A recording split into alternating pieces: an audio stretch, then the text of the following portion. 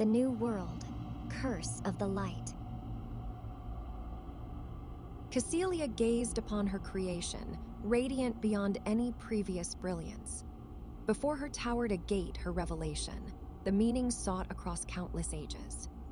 Steps faltered, hesitant, yet the spirit burned with euphoria, the sacred fever that heralds a miracle. Could this be the beginning she had sacrificed eternity to reach?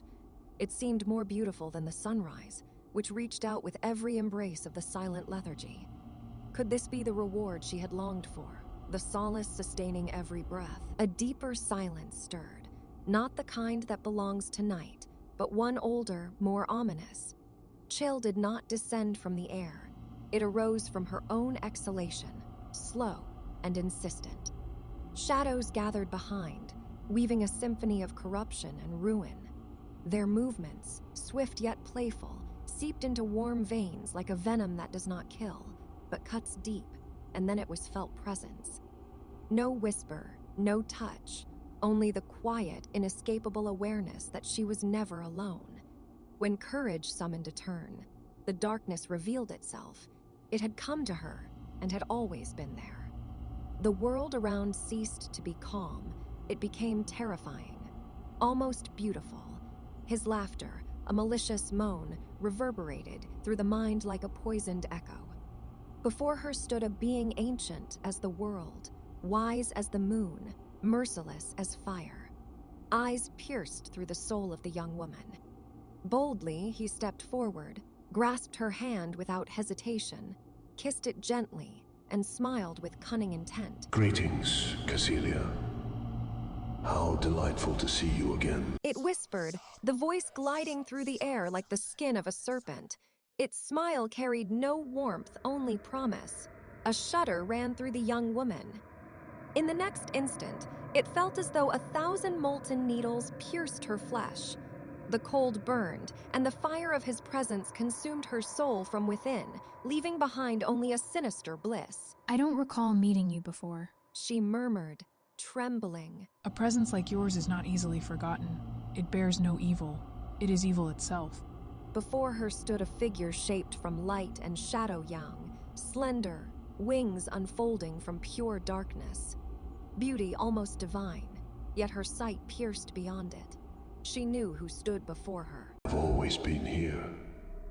The being said, the voice echoing like a distant reflection of her own thoughts. Behind every tear, every wound, every breath of injustice and hatred, I lingered, watching. Always ready to remind you how fragile the life you cradle truly is.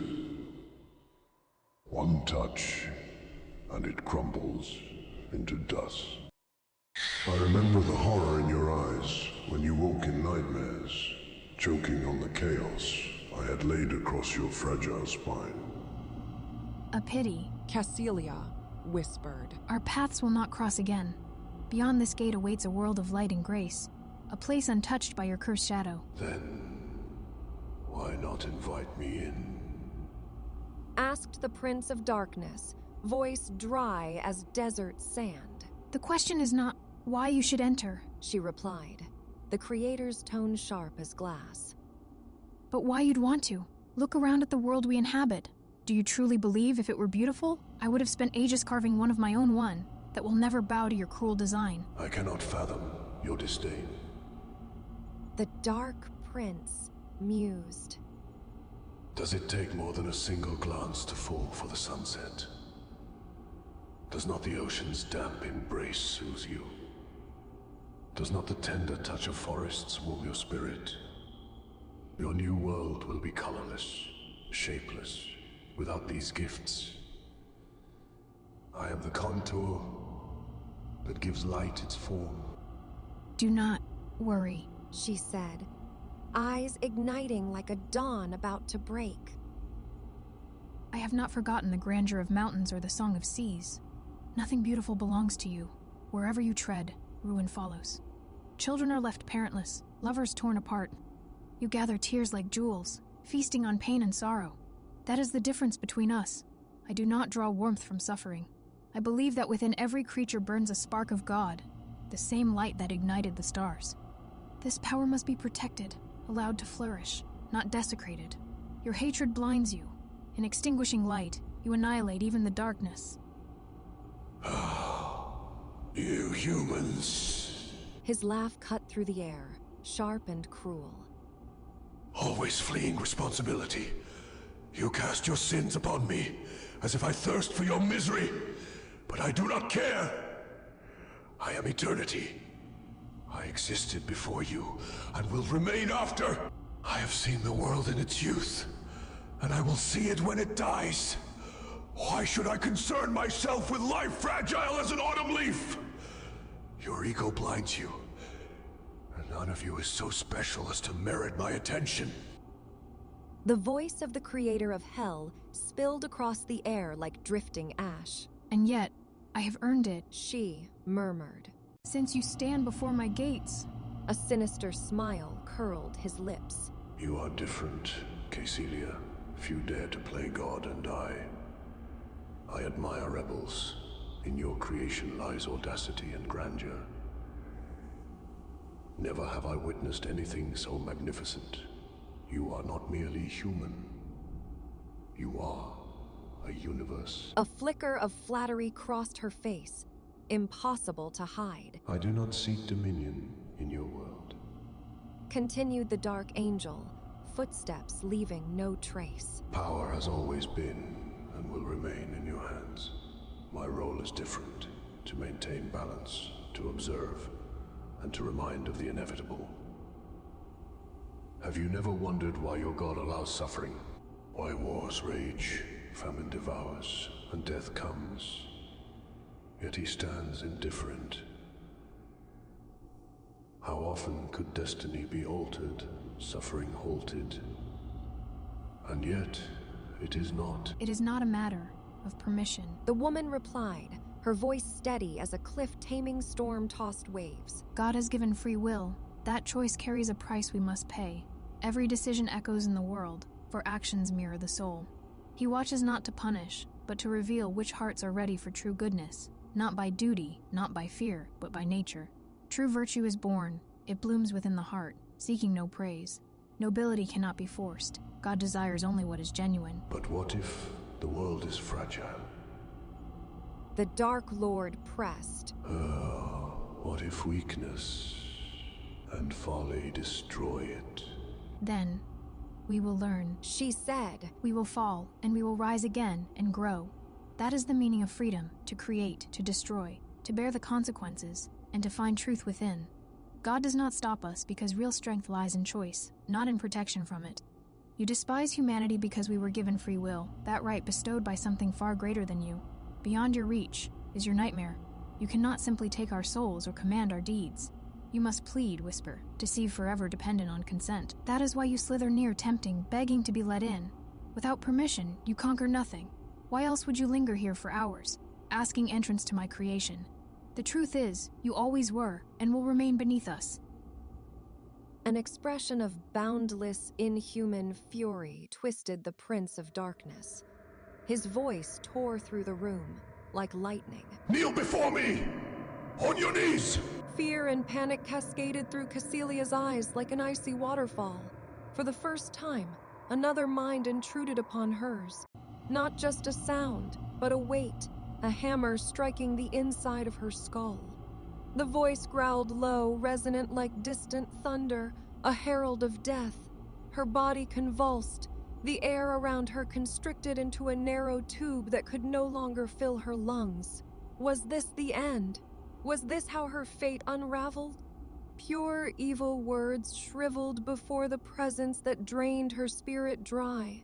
There was no choice left but submission. Thoughts raced in wild disorder. Time stretched into infinity. Each second crawled across her skin like a cold, sticky hand. She wanted to scream, but her voice had been stolen. Muscles twisted into grotesque shapes, as though her insides were being rearranged by another's will. She saw his wings black, hollow, like a pit that devoured memory itself. His resolve was unshakable. He would break her, and she was too fragile to resist. Kneel before me, wretch! Let me into your creation! Deny me, and you shall die with it! Pain surged through every nerve, growing sharper with each word. His voice sliced through her heart like a dagger. The air smelled of grief and ancient secrets. She could no longer endure the inhuman torment. No. The whisper barely escaped her lips. Foolish woman. His laughter cracked the silence. No wonder you're alone in this world, unwanted, unworthy. What could you possibly offer? Stubborn pride and that wretched look of defiance? Everyone who's known you has fled. Have you never wondered why? The voice filled the chamber, now speaking to her most hidden memories. He summoned visions, Peter's dying eyes, Darina's moment of triumph, all she had buried beneath her skin. They crushed her, weight upon weight, until she could barely breathe. Something rummaged through her hopes, grinding them into dust. Her body began to turn in slow, helpless circles. The world tilted, the floor rising like blades beneath her. Each attempt to stand was drowned by a deluge of insults and prophecies of lonely ruin. The prince's words dripped venom tales of betrayal, loss, abandonment, each syllable striking like a curse. The whispers called names, everyone a blow to her heart. You're a freak! He roared. No one accepts you in this world. That's why you tried to build a new one. But do you really think it'll be any different there? Everyone abandons you, Cassilia. Everyone betrays you. That's no coincidence. You're filth. You destroyed Peter's life. The only man foolish enough to care for you. His only crime was knowing you. And now his body lies rotting in the dirt. And Darina, remember her? She outshined you in every way. And you could never stomach it. You hate her because she's everything you'll never be.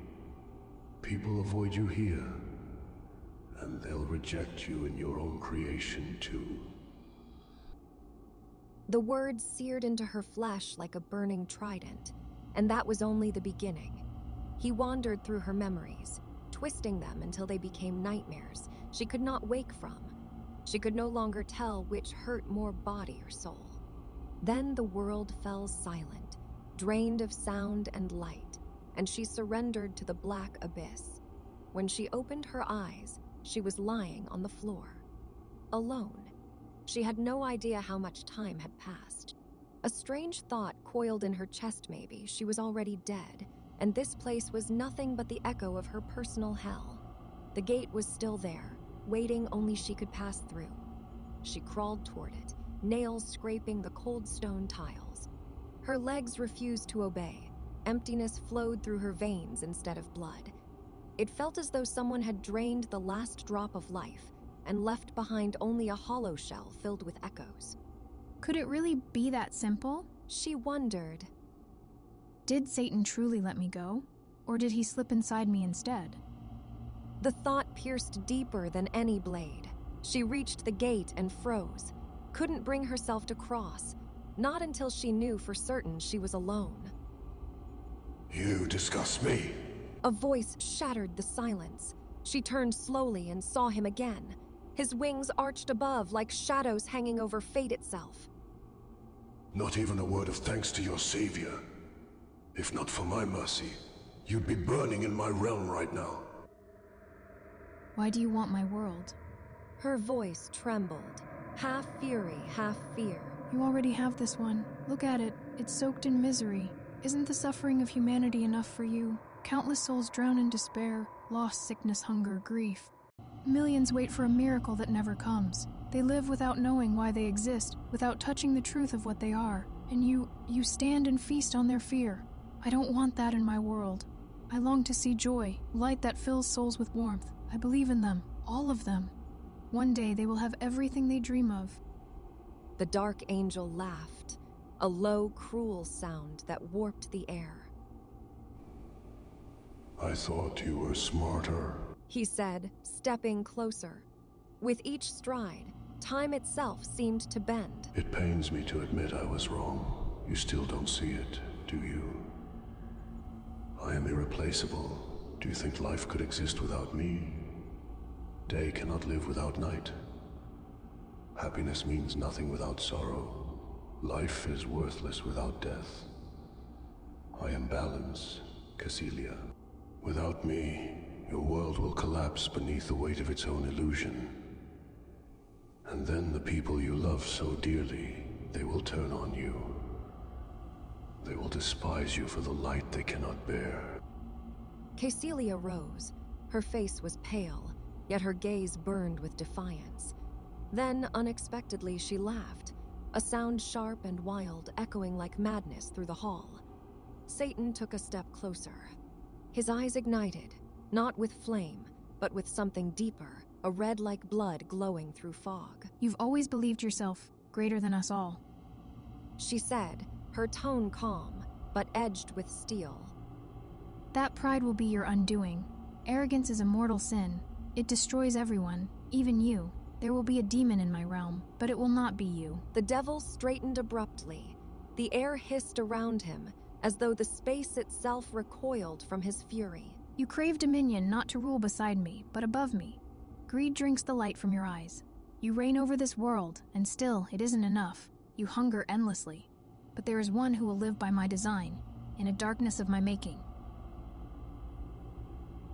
Is that so? His voice wasn't merely sound anymore. It was vibration, resonance, a pulse that made the stones tremble. Then silence fell, the kind that comes before catastrophe. The Dark Prince sensed the shift first. Something ancient stirred beyond the veil, familiar, forbidden, alive. The ground groaned, split open. From the depths burst a flaming chariot, drawn by 2 dragons woven from fire and ash. Upon it stood Belial, radiant and unbearably beautiful, like the memory of an angel God had forgotten to erase. His face was perfect yet merciless. His wings were not of feathers, but of dissolving shadows streaked with inner flame. His eyes were black, not hollow, but devouring all light they had ever seen. Lucifer didn't move. His gaze remained unwavering, devoid of fear. Foolish woman. Do you truly believe Belial will let you rule? He's coveted my throne since the dawn, yet never had the strength to claim it. You, however, are no rival to him. He'll shred your soul before you even taste your creation. Not so fast. Belial interjected, his voice like molten glass. I have a pact with this mortal. You have no power over our covenant. The Prince of Darkness laughed, the sound slicing through the chamber. I knew you'd come, Lucifer. Before you tried to steal my creation, I promised Belial dominion over the shadow that mirrors my light. Far from my mind, far from my world. He will have his rightful rule, not as a servant to someone like you. In return, he will bar you from ever crossing this gate. How impressive, your mutual delusion. But my throne stands for a reason. There is no force equal to my might.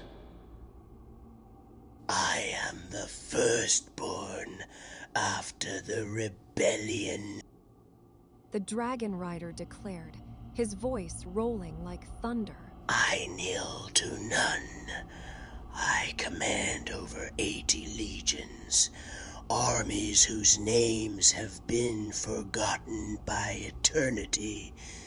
They obey not from fear, but from will, for they know my strength. I am no mere demon. I am hell itself, born from pride and the hatred of oblivion. I was there when the first angels fell. I hold the secrets of the divine, truths no being should possess. In my hands burns power over shadows, souls and memories that even eternity abandoned. I am the darkness that births fear, and the light that learns to survive it. I do not crave your throne. It is beneath my ambition. I am the throne, the flame and shadow that sustain it. When my name is spoken, the world falls silent. Angels, demons, even Satan himself know that my presence is inevitable. A sinister smile curved across his lips.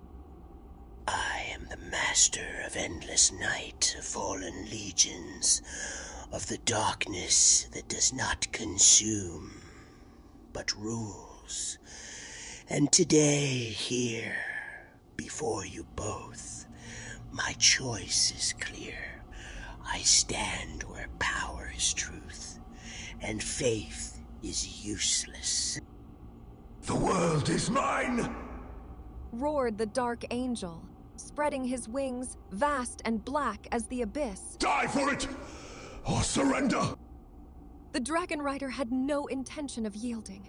His gaze locked on his rival, not with hatred, but with the fury of a storm that refused to die. When he lunged forward, the ground trembled like a beast awakening from slumber. The two stood opposed, not merely as enemies, but as twin universes doomed to collide. The earth beneath them quaked. Fissures snaked across the floor like black serpents, while the walls groaned under the strain. The air tightened, rippling into trembling channels that whirled dust and ash into a hurricane of chaos. The sun turned away, cloaked in fear and silence. Stars appeared too soon, spectators who dared not breathe. The sky cracked, and from its wounds burst crimson comets that rained upon the battlefield. Reality folded upon itself. For an instant, the world shattered into reflections. 100, 1,000 infinite versions of the same war, raging across dimensions at once. From Belial's vortexes erupted dragons of flame, their roars tearing at the fabric of existence, while Satan's eyes glowed like molten metal. The power radiating from them twisted the walls, set the ceiling ablaze, and wove the shadows into living threads eager to strangle the light. Bolts of pure, concentrated energy collided midair, spiraling into storms that warped the air and melted the stone into dust. With every movement, every word, reality buckled. Even time stuttered and stretched like molten glass.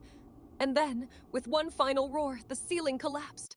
Not because it could no longer hold, but because there was no world left to hold it.